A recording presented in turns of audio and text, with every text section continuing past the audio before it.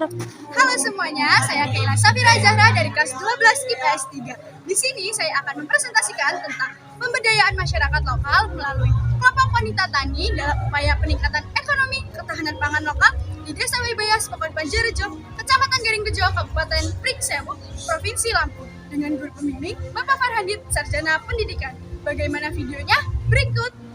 Pemberdayaan masyarakat lokal melalui kelompok wanita tani dalam upaya peningkatan ekonomi dan ketahanan pangan lokal di Desa Wibayas, Pokon Panjarejo, Kecamatan Gadingrejo, Kabupaten Pringsewu, Provinsi Lampung. Studi kasus Usaha Ekonomi Produktif Perempuan KWT Karya Mandiri.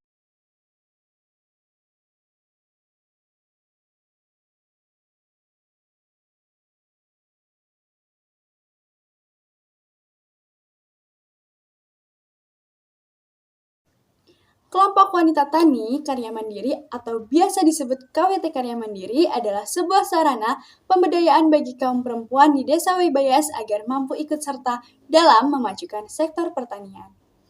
Nah, berdasarkan data f2.pertanian.co.id, tercatat bahwasannya Pokon Panjarejo menempati posisi kedua setelah Pokon Parerejo dengan jumlah anggota kelompok tani yang berjenis kelamin perempuan terbanyak.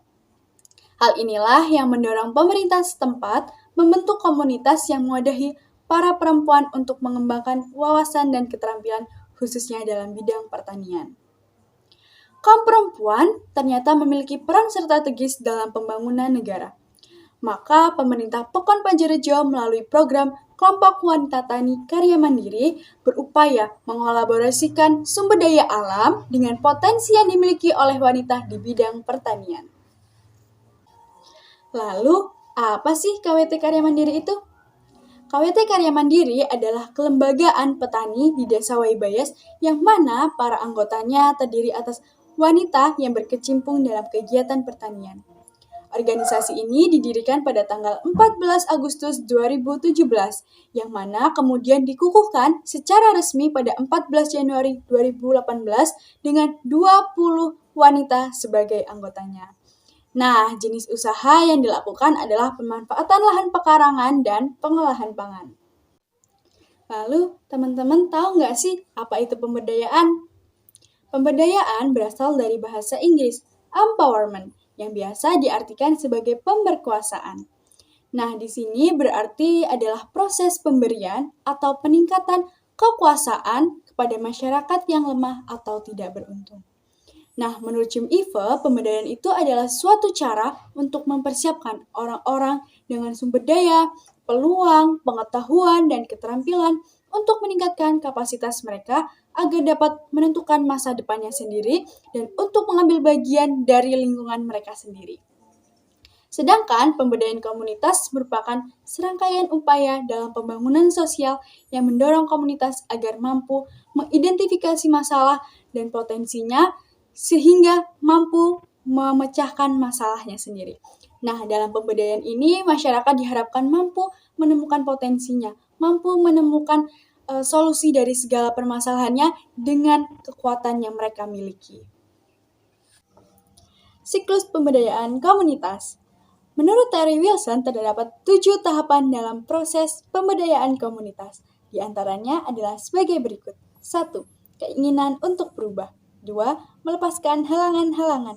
3. Rasa memiliki bertambah. 4. Mengembangkan peran dan batas tanggung jawab yang lebih luas. 5. Pencapaian hasil dan target yang lebih besar. 6. Perubahan kesan dan perilaku terhadap dirinya. 7. Merasa tertantang untuk upaya yang lebih besar. Nah, mari kita mengkaji lebih lanjut tentang siklus pemberdayaan komunitas yang terjadi pada anggota KWT Karya Mandiri. Siklus pemberdayaan komunitas. Siklus yang pertama adalah keinginan untuk berubah. Berdasarkan wawancara peneliti, dapat diketahui bahwasannya motivasi para ibu rumah tangga ini bergabung di KWT Karya Mandiri adalah untuk mengembangkan keterampilan khususnya di bidang pertanian. Sebagai ibu rumah tangga, sebagian besar waktu mereka dihabiskan di rumah untuk mengurus keluarganya. Namun, mereka menyadari jika sisa waktunya setelah mengurus rumah tangga hanya dihabiskan begitu saja. Hingga akhirnya mereka bergabung di KWT dan menerapkan beberapa pengetahuan dan skill yang mereka dapat. Ibu-ibu ini mencoba menanam bibit sayuran seperti cabai, tomat, seledri, dan lain sebagainya di sisa pekarangan rumahnya dengan tujuan agar dapat membantu memenuhi kebutuhan sayuran dari kebun sendiri, sekaligus mengoptimalkan lahan pekarangan dan mengisi waktunya agar lebih produktif. Siklus yang kedua adalah melepaskan halangan-halangan. Ada berbagai faktor yang menjadi penghalang bagi wanita untuk mengembangkan potensi yang ia miliki di bidang pertanian. Salah satunya adalah budaya patriarki yang masih kental di masyarakat.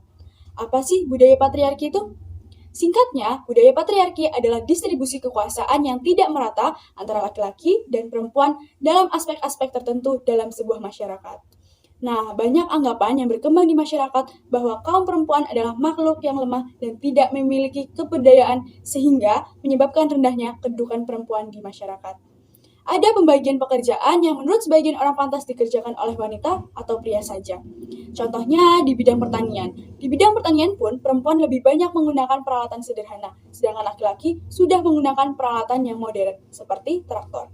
Selain itu, perempuan jarang dilibatkan dalam kegiatan penyuluhan pertanian, sehingga perempuan sulit mengakses informasi dan mendapatkan manfaat dari pembangunan di bidang pertanian. Hingga akhirnya, para ibu-ibu ini merasa harus membebaskan dirinya dari budaya yang membelenggu tersebut untuk memperoleh kesempatan yang sama seperti kaum pria. Mereka menganggap salah satu cara yang dapat dilakukan untuk mengatasi ketidakbudayaan tersebut adalah dengan memberanikan diri untuk berpartisipasi dalam program pemberdayaan perempuan seperti di kelompok wanita tani karya mandiri. Siklus yang ketiga adalah rasa memiliki bertambah. Menurut teori, di tahap ketiga ini masyarakat diharapkan sudah menerima kebebasan tambahan dan merasa memiliki tanggung jawab dalam mengembangkan diri dan komunitasnya. Sejak para perempuan bergabung di KWT Karya Mandiri, mereka didorong untuk mengikuti beberapa program dalam rangka menumbuhkan minat, tekad, dan semangat mengentaskan diri dari kemiskinan. Hal inilah yang lambat laun menumbuhkan rasa memiliki dalam diri anggota, sehingga mereka merasa harus bertanggung jawab dengan pemberdayaan yang sudah dijalankannya. Mereka selalu berusaha untuk berpartisipasi dalam setiap kegiatan yang diadakan oleh kelompok wanita tani karya mandiri. Siklus yang keempat adalah mengembangkan peran dan batas tanggung jawab yang lebih luas.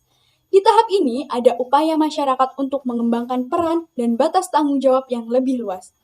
Awalnya ada salah satu anggota KWT yang hanya menjadi anggota biasa yang menjadi sasaran untuk diberdayakan. Namun, partisipasi beliau dalam proses pemberdayaan ini membuahkan hasil, di mana pengetahuan dan keterampilannya terasah secara optimal dan mampu diaplikasikan dengan baik. Hal ini membuat beliau memiliki peran yang lebih luas, bukan hanya sekedar anggota yang diberdayakan, tetapi juga sesekali sebagai agen pemberdayaan di KWT Karya Mandiri. Beliau seringkali diminta pengurus KWT Karya Mandiri untuk menjadi perwakilan dalam mengikuti penyuluhan dari berbagai organisasi, khususnya di bidang pertanian. Kemudian, ia membagikan ilmunya kepada anggota KWT Karya Mandiri yang lain. Dengan demikian, ia memiliki tanggung jawab yang semakin luas, bukan hanya mengembangkan dirinya, tetapi juga mengembangkan potensi komunitasnya. Tahap yang kelima adalah pencapaian hasil dan target yang lebih besar. Ketekunan seorang anggota dalam mengikuti pemberdayaan di KWT Karya Mandiri mulai memperlihatkan hasil nyata. Nah, berbekal ilmu dan skill yang didapat dari proses pemberdayaan tersebut, beliau mulai mempraktikkan dengan menanam tanaman sayur di pekarangan rumahnya. Awalnya, tujuannya hanya untuk mengurangi biaya pengeluaran kebutuhan sayur sehari-hari. Namun, seiring berjalannya waktu, ternyata kebun sayur di pekarangan rumahnya mampu menghasilkan sayur lebih banyak dari perkiraannya. Dari situlah beliau mulai menjajakan hasil kebunnya ke pedagang sayur atau menjualnya langsung di pasar mingguan. Kini, kebun tersebut bukan hanya penghasil sayur, tapi juga menjadi sumber pendapatan bagi para perempuan di Desa Waibayas. Siklus yang keenam adalah perubahan perilaku dan kesan terhadap dirinya. Nah, berdasarkan observasi dan wawancara peneliti, dapat diketahui bahwasanya dahulu ada anggota KWT Karya Mandiri yang seringkali merasa takut dan minder untuk mencoba hal-hal baru. Namun, setelah mendapat pendampingan dari KWT Karya Mandiri serta mampu mencapai target yang lebih besar, beliau merasa semakin percaya diri untuk mengembangkan potensi dalam dirinya. Selain itu juga, ia semakin tekun dalam mengikuti proses pemberdayaan dan mengikuti berbagai penyuluhan. Selain itu juga, di era modern saat ini, Para anggota KWT Karya Mandiri juga memanfaatkan gadget untuk mendapatkan informasi terkini khususnya mengenai inovasi di bidang pertanian. Hal ini mampu menjadi bukti jika KWT Karya Mandiri mampu menjadi wadah bagi para ibu-ibu untuk meningkatkan kemampuan dan kreativitasnya, sehingga mampu membentuk karakter perempuan yang lebih mandiri dan percaya diri. Siklus yang terakhir adalah rasa tertantang untuk upaya yang lebih besar. Proses pemberdayaan yang dijalankan oleh anggota KWT Karya Mandiri mendorong mereka untuk menjadi pribadi yang mandiri dan berorientasi ke masa depan. Setelah mampu menghasilkan output yang melimpah dari kebun sayur di pekarangan rumahnya, para ibu-ibu ini berencana untuk memperluas lahan dan meningkatkan teknik pertaniannya. Hal ini agar hasil kebun yang mereka miliki tidak hanya baik dari segi kuantitas, namun juga baik secara kualitas.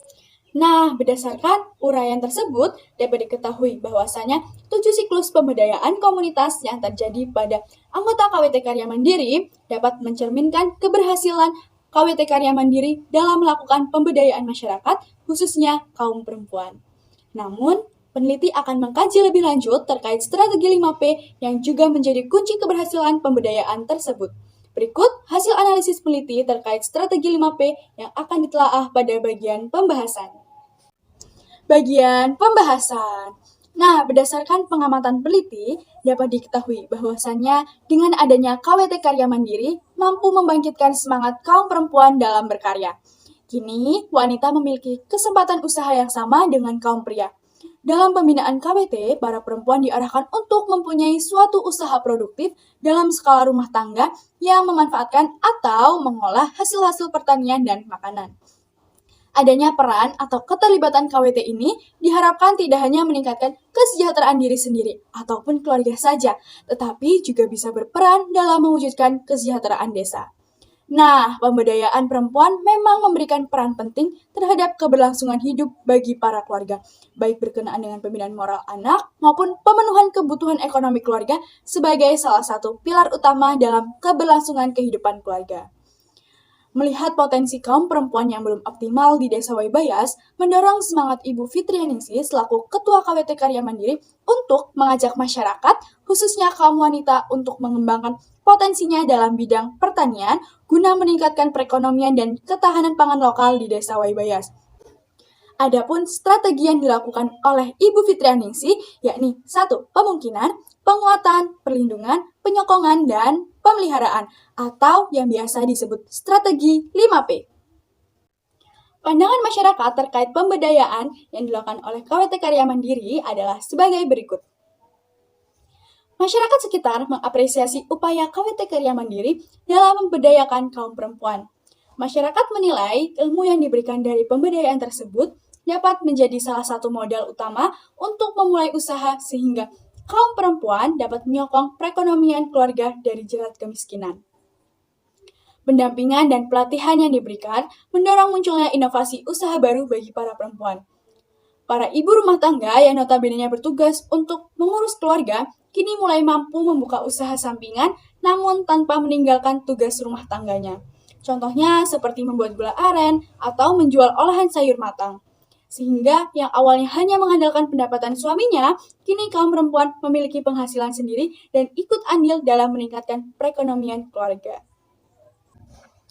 Kesimpulan, berdasarkan analisis peneliti, kelompok wanita tani karya mandiri mampu menjadi wadah bagi para perempuan di Desa Waibayas untuk menggali dan mengembangkan potensi diri khususnya dalam bidang pertanian. Selain itu, KWT Karya Mandiri dapat menjadi salah satu alternatif dalam pengembangan pemberdayaan masyarakat melalui program-program pendidikan, pelatihan, dan keterampilan yang berbasis pada sumber daya lokal, sehingga mampu meningkatkan taraf hidup dan membentuk sumber daya manusia yang unggul dan kompeten. Nah, apabila dikaji lebih lanjut, dapat disimpulkan bahwa 7 siklus pemberdayaan dan 5 strategi pemberdayaan memiliki hubungan erat dengan keberhasilan pemberdayaan ekonomi perempuan melalui program KWT Karya Mandiri di Desa Waibayas. Dengan prinsip to help people to help themselves, para perempuan memiliki andil untuk mengambil bagian dalam mewujudkan masyarakat yang sejahtera, juga lingkungan yang aman dan nyaman.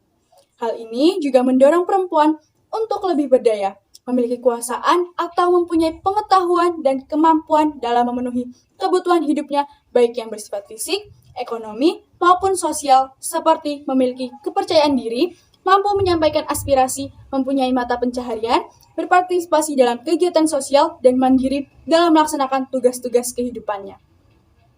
Adanya pendampingan yang diberikan KWT ini dapat memberikan nilai produktif dan ekonomi.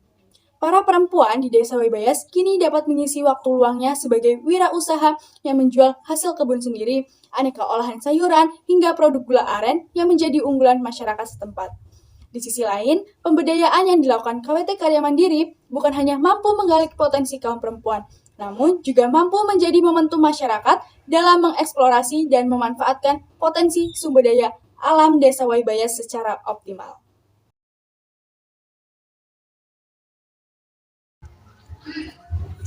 Sekian penjelasan saya. Apabila ada kesalahan, saya mohon maaf dan saya